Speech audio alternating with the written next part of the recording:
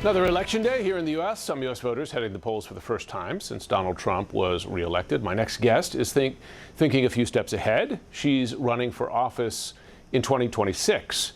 Kat Abu-Ghazaleh is running as a Democrat in the race for Illinois' 9th congressional district.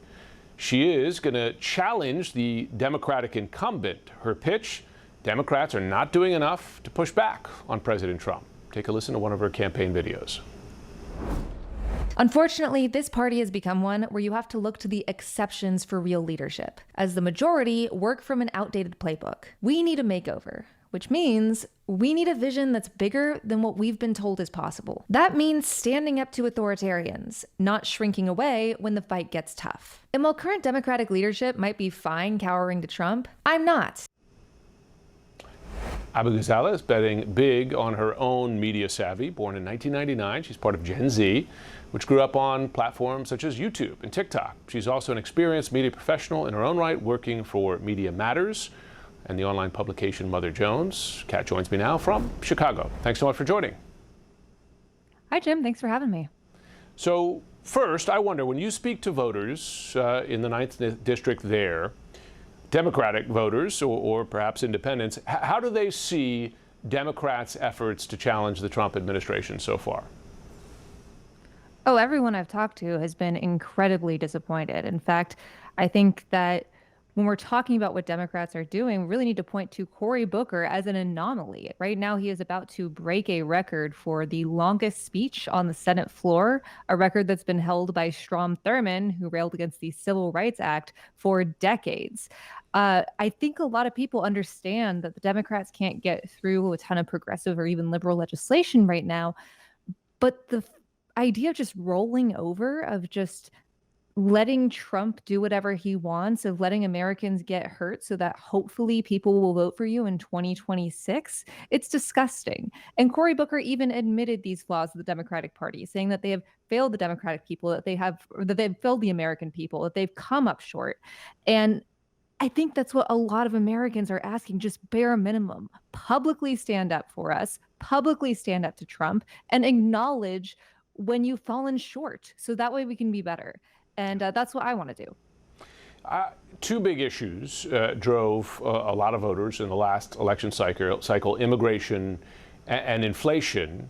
And granted, every cycle is different, but I wonder, how do you plan to address or to convince voters on those two issues? Yeah, I think this system isn't working for a lot of people. One of our main issues on our website is just as basic existence, because you should be able to afford housing, healthcare, and groceries with money left over, enough to save and then also go to the movies or take your kid to the zoo. That's like a very low bar. And yet I've heard from so many people that it's unrealistic, that we couldn't get there.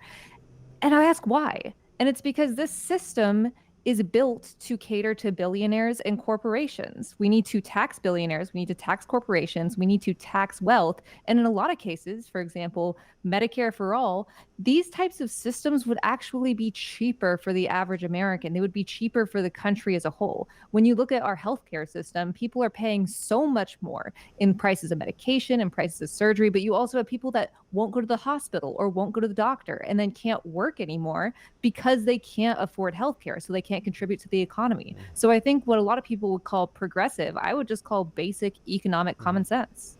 How about on the cultural war issues, for lack of a better term, which did drive some voters, perhaps not all of them, and even Democrats acknowledged that particularly there was that clip of Kamala Harris talking about transgender surgery for prisoners, which they acknowledge in some states really hurt them. That is one sign of a social issue that drove some voters.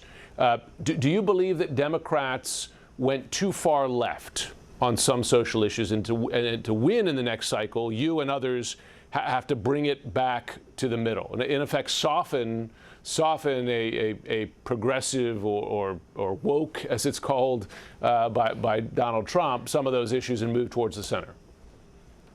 Yeah, absolutely not. Democrats deciding that trans people are the reason they lost the election in 2024, it's ridiculous. It's offensive. And frankly, they are contributing to Trump's authoritarianism. The transgender community, the queer community as a whole, but particularly the trans community, have been often the first targets in authoritarian and fascist regimes, and that's happening right now. And people like myself, people in my line of work, studying, researching, and attacking fascism, have been warning about this for years. And Democrats didn't listen. A lot of people stayed home in 2024, and a lot fewer people voted against Democrats because of woke than I think a lot of people assume.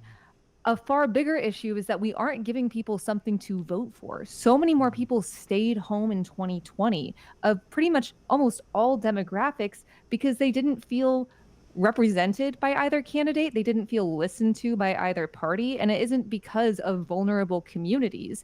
It's because these are parties being led by people who are out of touch and people that don't listen to their constituents.